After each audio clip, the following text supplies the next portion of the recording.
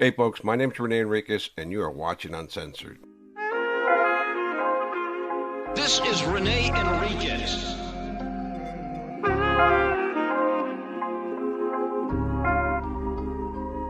Nickname Uncensored. Black Hand of the Mexican Mafia. Prison gang politics. Hey folks, my name is Rene Enriquez. Welcome to Uncensored. We got a special treat today, a special guest. This is something we've been planning for a long time, and we're actually going to transition this over to Rene Enriquez Raw, but we'll have her on both channels, let you get adapted to her. Her name is Melly from that one girl, Melly. I've watched her show. I imagine you guys have watched her show. Melly, welcome to the show. Hello, Renee. Thank you. Thank you. My name is Melly. Have a channel by the name of That One Girl Melly on YouTube. It is a true crime based channel. So I'm very excited to be doing this project with you to get to know a little bit more about you, Renee, and your background in the Mafia. With that said, I mean, you have questions, I have answers. Why don't you start with your questioning? I do. I have a lot of questions. So just a little bit of background. What moment did you realize you were officially in that life, the mafia, mobster, prison life? You know, that's the thing is I never aspired to be that. I never set out on like this one track where I was going to go and be a mobster, right? It was never in my train of thought. I never really processed that. But when I got to TBI, I had already met Mexican mafia members in Soledad and San Quentin, and I started doing favors for them in San Quentin. I hadn't been asked to do a hit yet. So when I get to DVI, the Dual Vocational Institution in Tracy, California, they call it the Gladiator School because when you go there, you're going to do a hit. You know, you're going to learn how to kill. So when I get there, the first day on the yard, another well-known mobster, he wasn't a mobster at the time.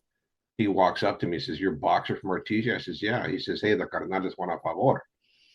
And for the non-Spanish speaking, that's a favor, and it typically means killing somebody, right? Right. So I just say okay, and then he introduced me to this other guy, a guy who would become a very prolific, well-known, infamous mobster, Pancho Martinez, Francisco Martinez, puppet from 18th Street. He says he's going to go with you, and he gives me this big knife, and they tells me that's your target. So I go over there, I take care of it, and bam, it was on the fast track. That's what I knew.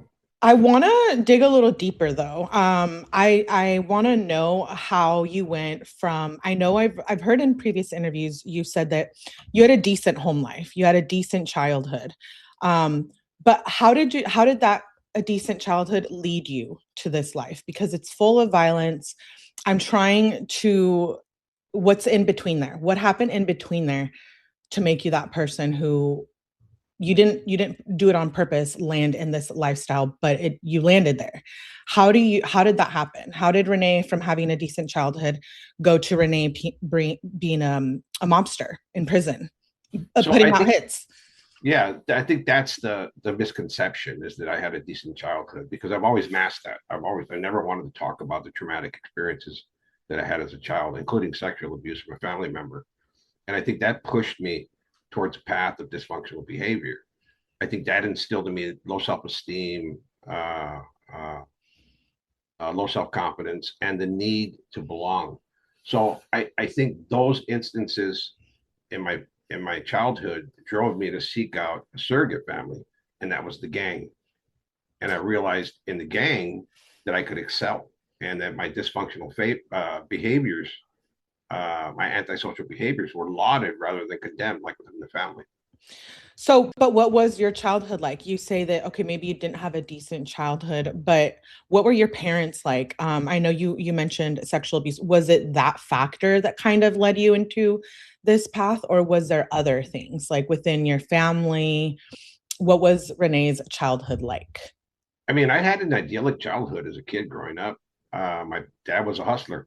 He came from Jalisco. He was actually born in Clarkdale, but he was raised in Jalisco. My mom was from Jerez, Tlachichia, Zacatecas, and uh,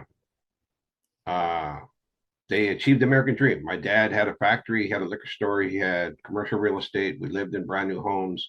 In one place in Sunset Hills, it's pretty swanky. It's not a bedroom community, but back in the day, pretty swanky. Country club, all that stuff, right?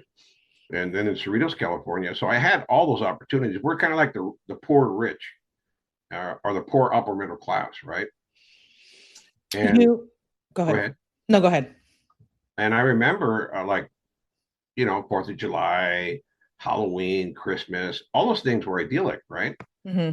Those were, like, I could look back at them at a time where I didn't have a care in the world, but what I was going to get for my birthday and what I was going to get for Christmas. Um, but we were minorities in a predominantly white community in all the places we lived in. So I did feel a little ostracized there, but nothing drove me at that stage in my life towards gang membership or criminal behavior. It was later in life when my brother joined a gang, and I looked at him and the homeboys and how they appeared and how they had like magnetism and charisma and they had respect, and I admired that. I admired that. So part of it was just replicating the behavior of my brother. How old was your brother at this time when you joined? He was probably about 17, 16. Yeah, 17. So he's 4 years older than me. So I had to be about 13 years old when I joined. Wow. What is that relationship like now, with your brother? What does that look like? What did it look like while you were in prison, and what does it look like now? Well, in prison, I hadn't seen my brother for a lot of years, and I was in Folsom State Prison. I had just got made. I just made my bones, and I recall I was a tier tender, what might consider a janitor, right, or a porter. So I take care of my tier. Me and another carnal by the name of Wino Grajeda were tier tenders.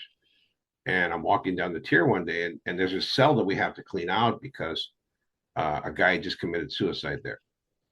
So we Oh. clean the cell out, and I'm walking by. They just put a guy in there. I didn't see him, and he says, "Hey," and I look at him. I say, "Hey, what's up?" He says, "Hey," and I look at him, and it dawns on me, he's my brother, Mark, right? It's my brother. I told him, "What the F are you doing here?" He said, "They transferred me up here." So I took care of him. In prison, I became like the older brother because I was a made guy. I had to take care of him. I had to make sure that he stayed out of trouble, all that stuff, right? So Mm. it was like a role reversal Yeah. in prison. So I always felt responsible for him. I took care of all his needs, commissary, everything he needed, I took care of. And I always had to keep him out of the violence because he always wanted to jump in. Yeah, let me do this. And I said, no, no, that's not happening. That's not happening.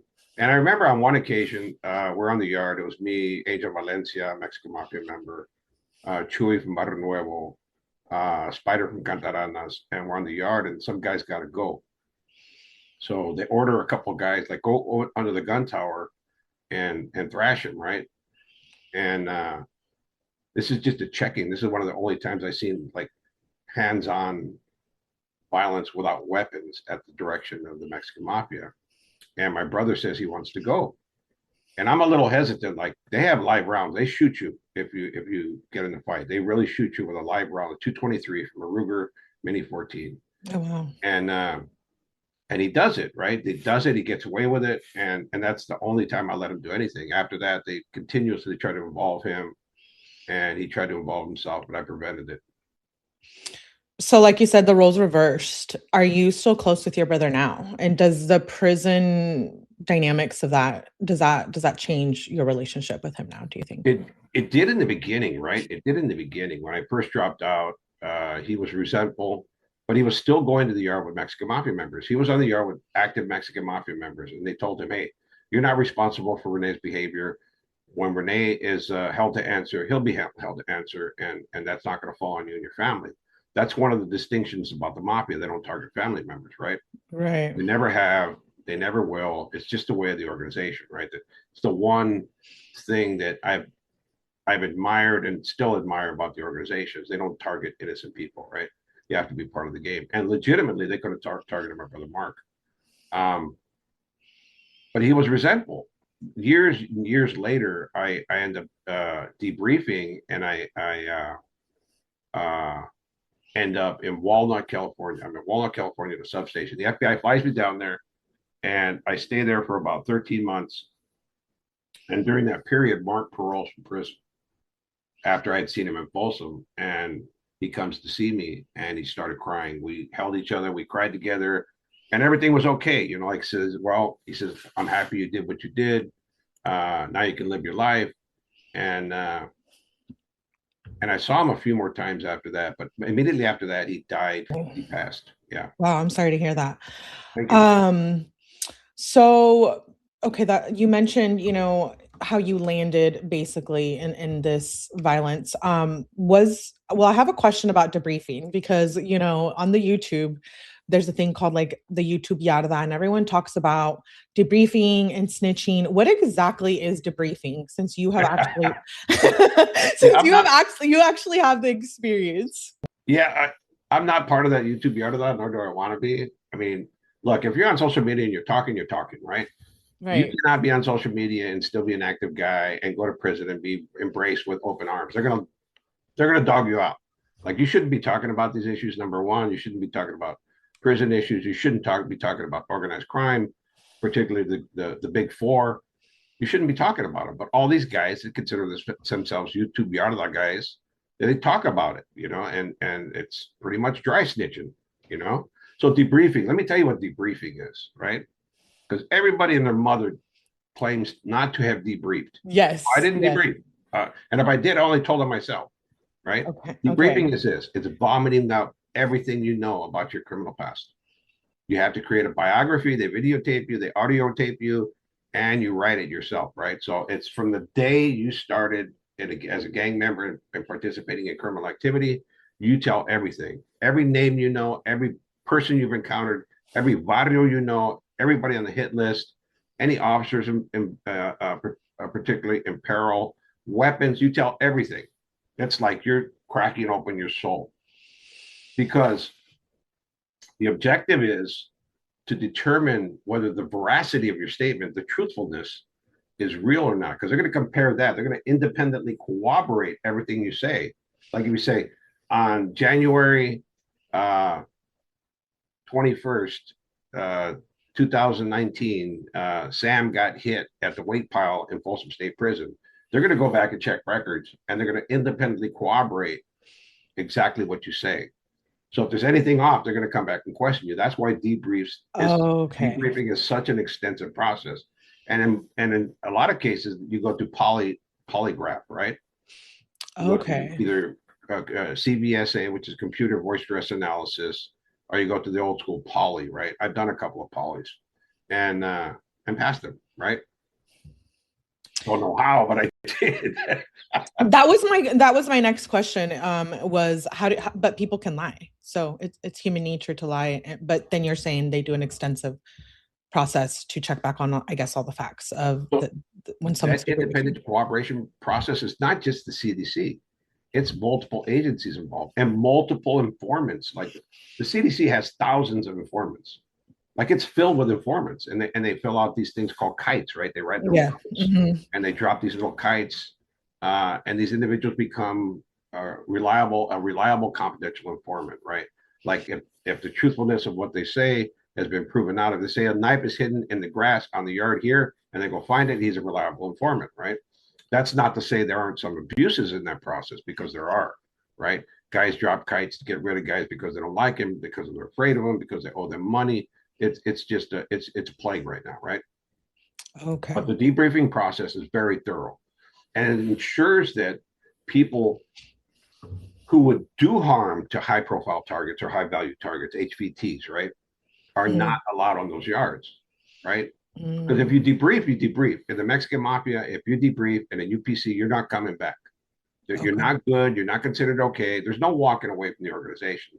So if you go to the law enforcement, number one, say my life's in danger, I have to leave, I want to go to SMY or PC, you're done already. That in and of itself, you're done. You're no good. You're bad, right? And that's where I think the guys on the YouTube yarda think that they're still good, right? They think, oh, I'm still cool because I never PC'd and I never debriefed. But believe it or not, what they're doing is dry snitching on social media, right? Right, right, right. But again, we're dealing with the Edgar generation of mobsters, and the rules are a little different. And Mhm. I'm not saying I'm not trying to paint anybody like some of the active YouTubers out there as being no good. I'm not. Maybe they're Right. in good standings. Maybe they're in communication with somebody. Maybe they're paying rent. I don't know. I don't know what the deal is with them, but uh, I'm not trying to taint them in any way. That's not my get down. My get down is I'm not talking bad about anybody. I don't give a shit if they talk bad about me. Right, right. But I'm sure you're used to hearing a lot of talk about you, and I mean that respectfully. That leads me to my next question. You said like debriefing and walking away. Was there ever a point early on where you felt like you could still walk away without debriefing? Like, did you have hope that you were going to be out of there? Because I know you said you were in there for life. Did you ever think you can appeal or something other than debriefing to get out of prison? no, I never. I thought I was going to die in prison. I served 32 years, 4 months, 11 days. And Wow, until the end, I thought I was going to die in prison. 32 years. 32 years, 4 months, 11 days. I counted them. Uh, and the shame is that it didn't seem like it went like that. Really? It went like that. I That's mean, about as long as I've been alive. So I'm a little that's very wild. I have a question in regards to the rules of the mafia. So once you were there, you were in prison. Okay, what was a rule that was never allowed to be broken? What was like the number one rule in the mafia? none of them. I broke all of them. All of them.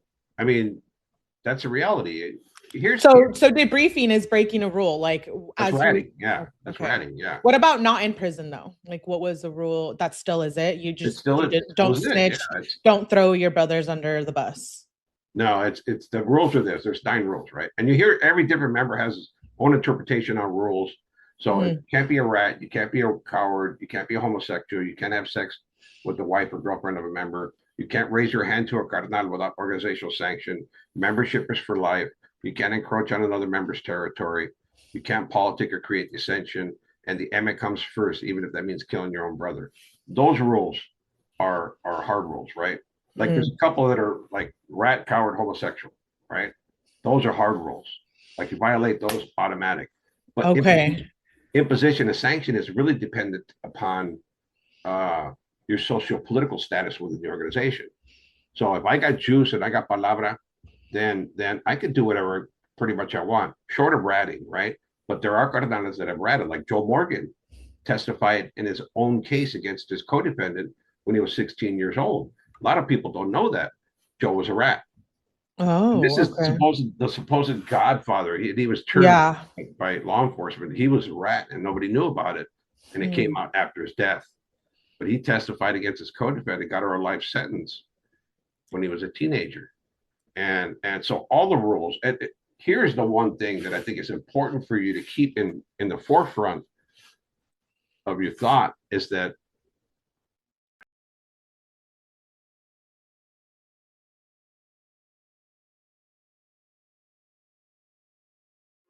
This is Rene Enriquez.